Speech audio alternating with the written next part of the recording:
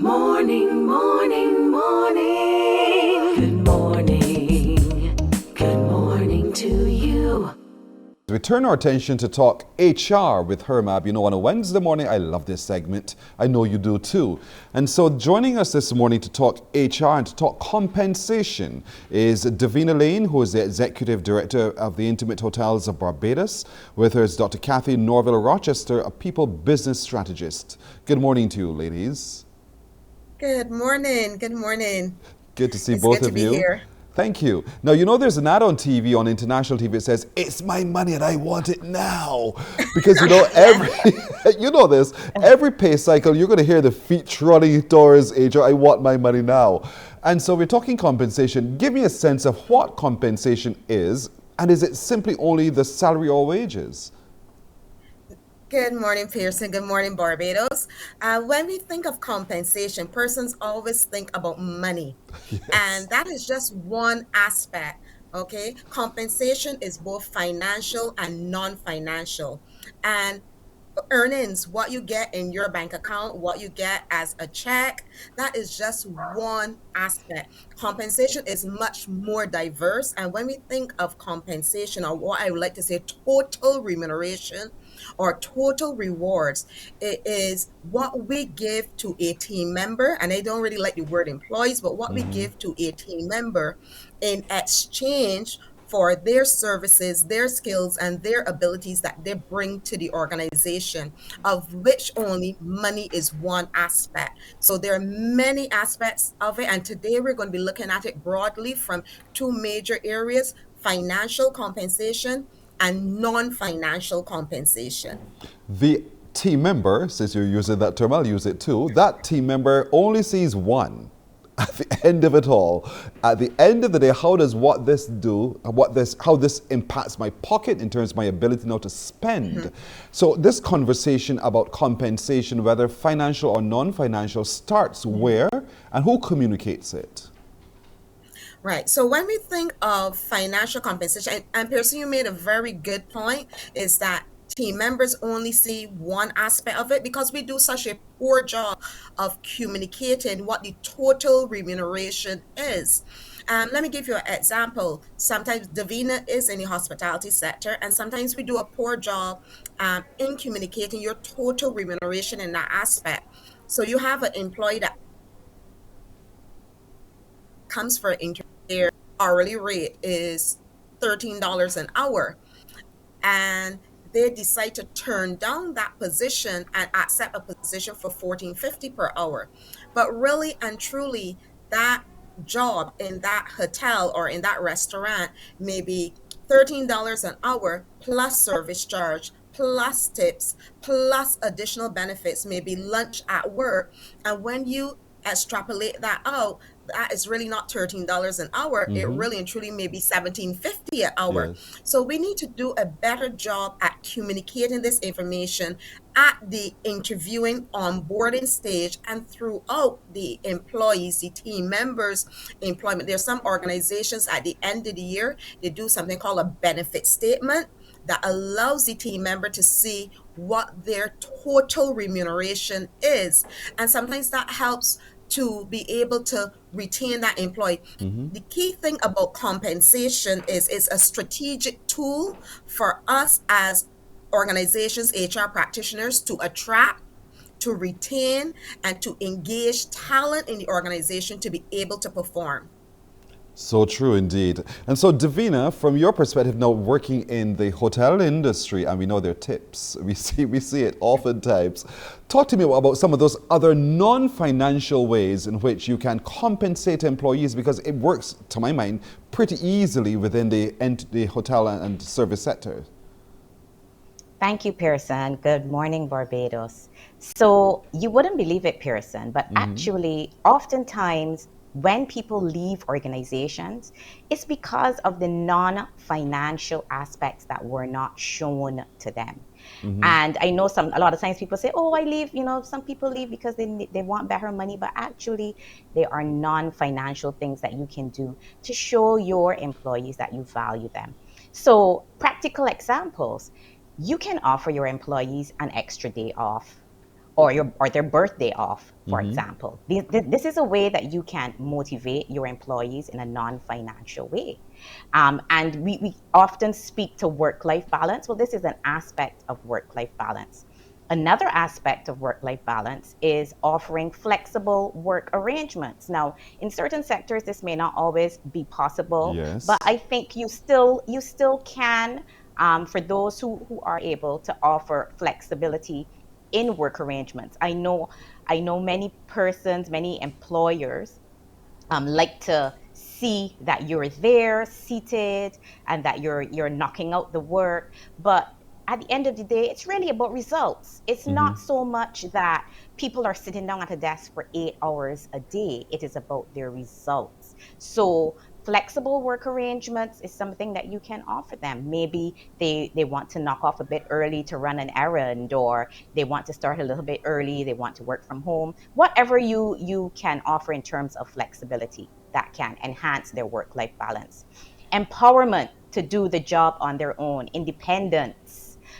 These things help employees to grow. You give them a task to do, you allow them to perform it independently. So autonomy also helps to lift and boost the employee morale when they see, hey, I've been trusted to do this task and I can perform it well on my own. Providing training and development, another area where you can enhance your employees and allow them to grow.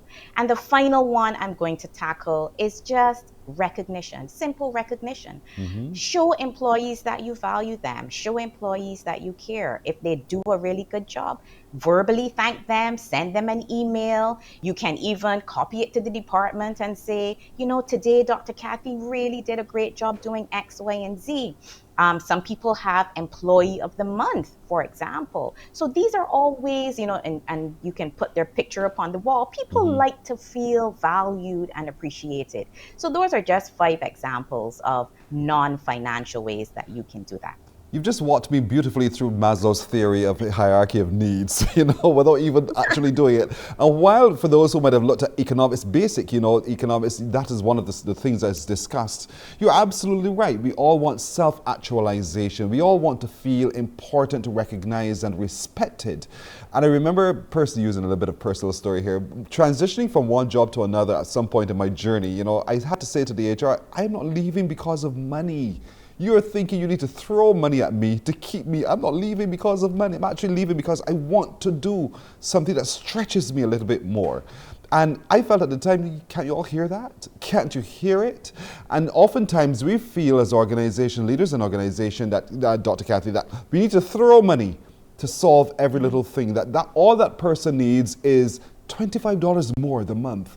And sometimes they're saying to you, I don't need the money. One, you're going to push me into a higher income tax bracket anyhow, and so I would rather instead have something else that shows that you understand what it is that makes me comfortable in this space. Yes, I want to add something to what Davina said, very importantly. Important in terms of with reference to why people exit the organization. And the top reasons why team members exit the organization has a lot to do with their relationship with their manager. And if you want to create a healthy working environment, and that's a non-financial thing, that is about how do we interact and relate with each other. And that is critical. Sometimes persons talk about stretching. Sometimes persons might like their colleagues, they might like even the work they're doing, but they just cannot get along with their manager. And persons will leave a job and take up a job that is paying less because the environment is different. They have a better relationship with that manager, or they perceive that that organization may be more conducive to what they want. And the other thing, person, you just mentioned from a non-financial perspective is meaningful work. Persons that say, I was listening to this podcast and persons were talking about, I want persons to be happy at work. And I said, do persons want to be happy, or persons want meaningful work that will contribute to their happiness, right? Because we can set out to do, I remember this employee said, this organization does all these bells and whistles, but really and truly, they had a high turnover rate. right? But what persons want is a conducive environment that they feel that they can speak with their manager. They have the opportunity to offer ideas, but in addition to that, they want meaningful work. They want to be able to see how they're contributing to the organization's success. They want to be able to identify with a project or a task that they have done, and we can create that kind of environment to be able to attract, retain, and engage persons within the workforce. I know we're talking compensation, but compensation is, as we are discovering this one, is so much more than just the dollar. There's the spirit of the person, the spirit of the organization that is also wrapped up in compensation. But oftentimes when we look at the financial end of compensation, I could hear the accountant, the financial controller saying, ding, ding, ding, this is money, folks. And so what are some of the strategies that are, even though financial, Dr. Kathy, that that don't break the bank, don't break the business, that we can still actually do to reward people? They want the recognition that they're looking for. Okay. And I'm glad you asked that question, Pearson, because I really want to jump in here.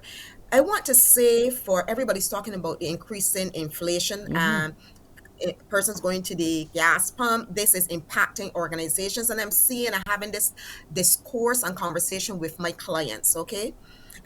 So I want to call this 3 Ps, because this is not a time for employees to plan it, team members to plan it, or organizations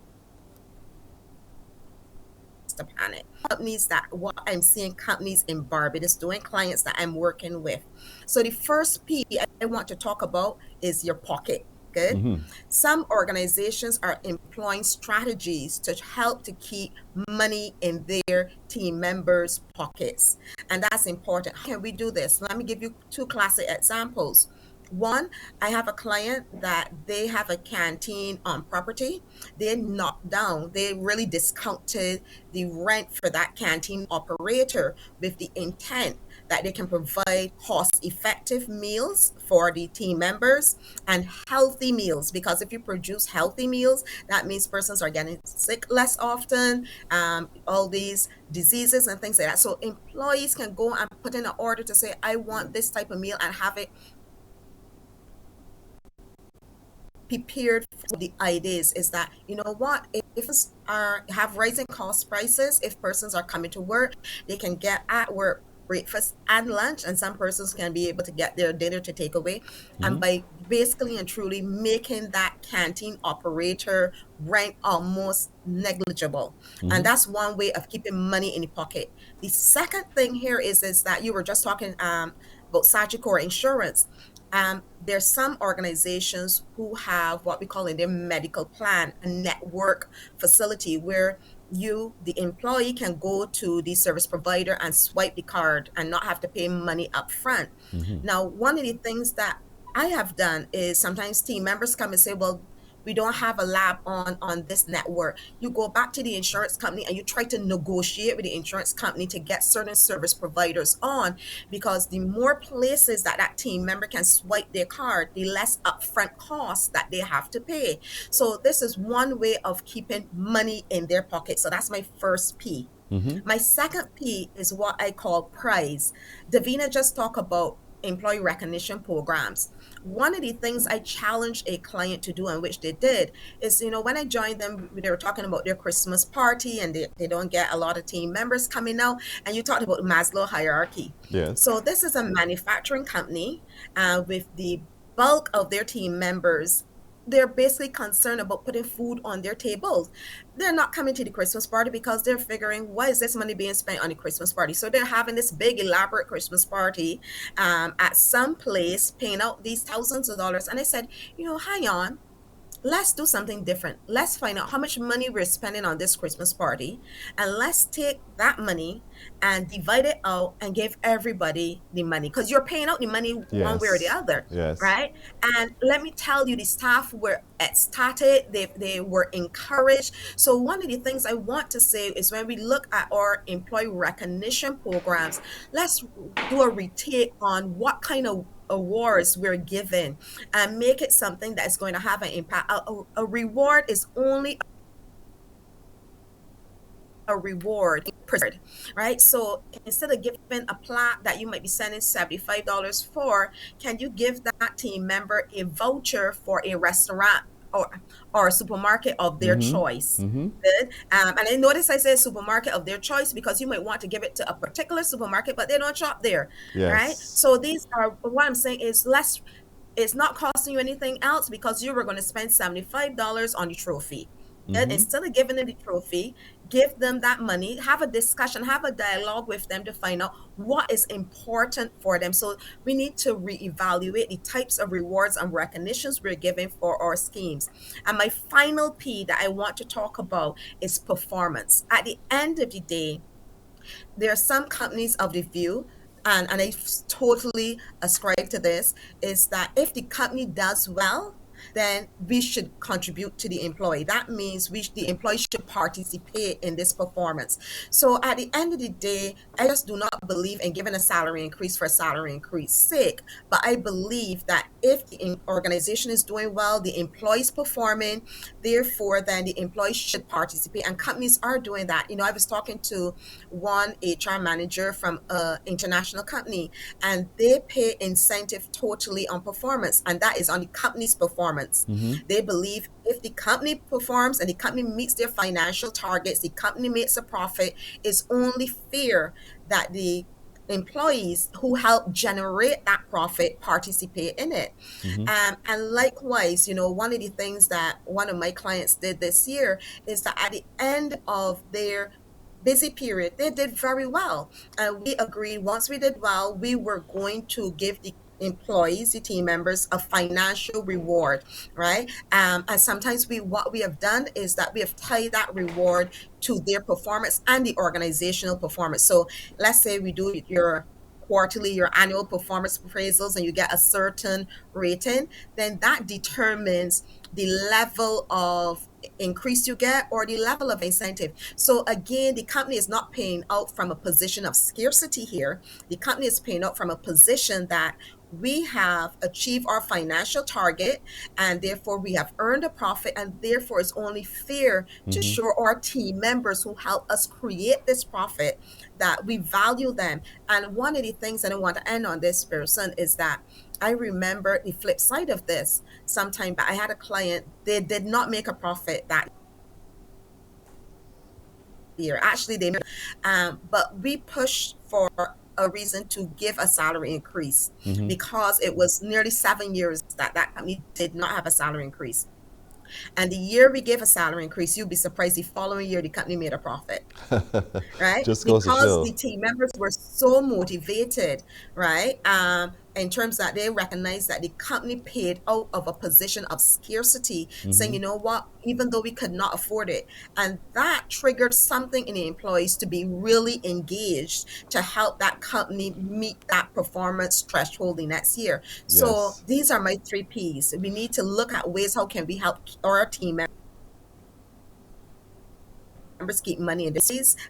Take a great look at our recognition programs. Are they really adding value Right. to our team members? And finally, performance. We need to design our compensation strategies in the organization that would trigger performance and therefore help the organization achieve their financial bottom line and therefore feeding back into the employees and Right. team members. Everything I've heard you say and everything I've heard from both of you really says to me there's another P. People-centered. And so at the end of the day, whatever we do in terms of compensation, recognition, reward, all of those kinds of things, people are at the center of it, not the business necessarily, because as you just gave, Dr. Kathy, the example of when a business did not make profit, but yet still they put people first and they were able to reward them as well. And then look at what it did for the organization, people-centered. Thank both of you. I love these conversations where we talk HR with HRMAB. As I've always said at the end of every session, join HRMAB. There are benefits to membership. You don't have to necessarily be an HR practitioner as well. There are different levels of membership. Go to hrmab.org.bb and see how you can become a member. These two ladies are members and they can probably help you too when you reach out for some assistance as well. Davina Lane, who is the Executive Director with the Intimate Hotels of Barbados, and Dr. Kathy Norville Rochester, a people business strategist. Both of you, thank you for helping us navigate through compensation this morning. Thank you, ladies. Have a good day. Morning.